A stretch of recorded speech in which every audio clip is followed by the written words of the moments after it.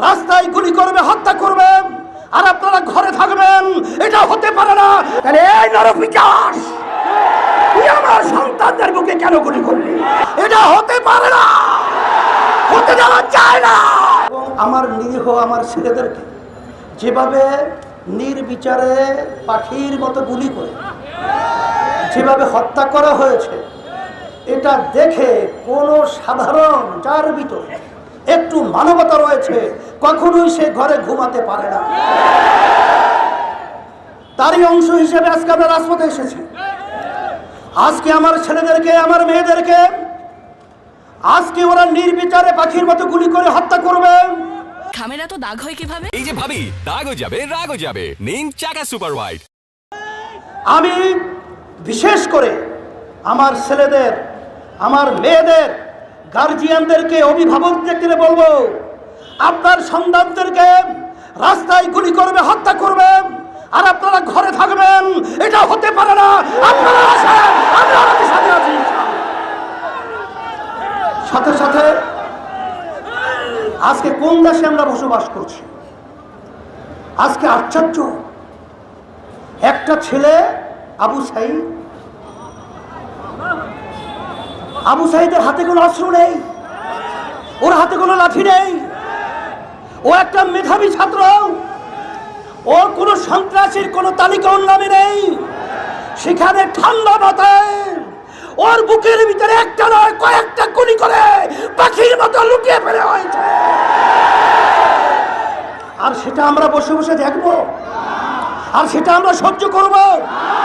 এটা হতে পারে না, হতে দেওয়া যায় না। এর প্রতিবাদে রাস্তায় নামতে হবে। খুনিদের বিচার বাংলার জমিনে করতেই হবে। শুধু তাই নয়, আজকে আওয়ামী লীগ স্বঘোষিত প্রধানমন্ত্রী, কারণ বাংলাদেশের জনগণের ভোটে তো সে প্রধানমন্ত্রী হয় না। আর এই সরকার তো বাংলাদেশের জনগণের ভোটে সরকার নির্বাচিত হয় না। আজকে তার থেকে সুন্দর মায়াকান্নার শব্দ শোনা যায়, কিন্তু আপনি এবং আপনার সেক্রেটারি জেনারেল দলীয় তাদের বক্তব্যের কারণে আজকে এই হত্যাযজ্ঞ বাংলাদেশে ঘটেছে। আপনারাই আপনাদের সন্ত্রাসীদেরকে উস্কিয়ে দিয়ে আমার নিরীহ ছাত্রদের উপরে, ছাত্রীদের উপরে গুলি করে, রান্না চালিয়ে, তাণ্ডব চালিয়ে বাংলার ইতিহাসকে কলঙ্কিত করেছে। শুধু তাই নয়, বাংলাদেশের ইতিহাস আজ পর্যন্ত ইউনিভার্সিটি সহ শিক্ষাঙ্গন কোনো ক্যাম্পাসে আজ পর্যন্ত কোনো সংবিধান নেই সেখানে পুলিশ প্রশাসন তারা নির্বিচারে ছাত্রদেরকে, ছাত্রীদেরকে মারবে। বাংলাদেশ এখন বাংলাদেশ নেই, এদেশটা এখন সন্ত্রাসীদের দেশ হয়ে গেছে। এখন আমরা দেশের ভিতরে বসবাস করার মতো উপযোগী কোনো রাষ্ট্র বলতেই দেশে নেই। এখন আমরা কোথায় যাব? আজকে রাস্তায় নামলে, প্রতিবাদ করলে আজকে গুলি করা হয়, আজকে জেলে দেওয়া হয়, আজকে অঙ্গহানি করা হয়। এখন আমাদের দেশ ছেড়ে আমরা ভারত যাব? আমরা কি ইউরোপ এবং বিভিন্ন অন্যান্য দেশে আমরা নাগরিক হব? না, আমরা এই দেশের মাটি জন্মগ্রহণ করেছি, আমরা এই দেশের সন্তান, আমরা এই দেশেই থাকব। সন্ত্রাসীদেরকে বাংলার জমিন থেকে উৎখাত করে ছাড়ব। এই জন্য আমি আজকে বক্তব্য বেশি লম্বা দেব না। আজকে আইনমন্ত্রী, প্রধানমন্ত্রী এখন যারা নাকি ন্যায্য অধিকার দাবি নিয়ে রাজপথে এসেছিল তাদের কাছে বসার জন্য প্রস্তাব করছেন, কিন্তু যেই যানগুলো ঝরে গেল, যেই মায়ের কোল খালি হলো, যেই সন্তান আজকে মা এতিম হলো, আজকে মা সন্তান হারা হলো, সেই সন্তানদের কি বিচার হবে?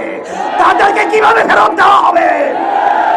না, কোটা সংস্কার হবে, তাদের পক্ষে তো আমরা আগেও ছিলাম, কিন্তু আজকে আমার প্রশাসন ভাইদেরকে বলবো, কোন হৃদয়বান মানুষ যার একটু বিবেক রয়েছে সে তার গুলি নিয়ে তার সন্তানের বুকে গুলি করতে পারবে? তাহলে এই নরপিশাচ, তুই আমার সন্তানদের বুকে কেন গুলি করলি? মানে বুঝা গেল তোরা প্রশাসনের নামে কলঙ্ক। আর তোমরা প্রশাসন কি আওয়ামী লীগের লালিত পালিত ক্যাডার গুন্ডা, না বাংলাদেশের প্রজাতন্ত্রের কর্মচারী? কিন্তু তোমাদের কার্যক্রমের মাধ্যমে আজকে প্রজাতন্ত্রের কর্মচারী প্রমাণিত হয় নাই। তাই আমরা সবাই সকলকে আহ্বান করব, আসেন আজকে বুদ্ধিজীবী, শিক্ষাজীবী, রাজনৈতিক যত পেশার নেশার যারা আমরা বাংলাদেশে বসবাস করি, আমরা এই অন্যায়ের বিরুদ্ধে, এই অন্যায়ের হত্যার প্রতিবাদে, এই জালিমদের বিরুদ্ধে একসঙ্গে যদি ঝাঁপিয়ে পড়ি, ওরা বাংলার জমিনে থাকা সুযোগ পাবে না ইনশাআল্লাহ। এই আহ্বান আমি সকলকে করছি, আসেন। আর বসে থাকলে আমাদের পায়ের নিচে মাটি থাকবে না, এদেশে আমাদের জানমাল ইজ্জতের নিরাপত্তা থাকবে না, আমাদের স্বাধীনতা থাকবে না। তাই আমাদের স্বাধীন দেশে আমাদের স্বাধীনতা নিশ্চয়তা করার জন্যই রাজপথে নামার জন্য সকলকে আহ্বান জানাচ্ছি।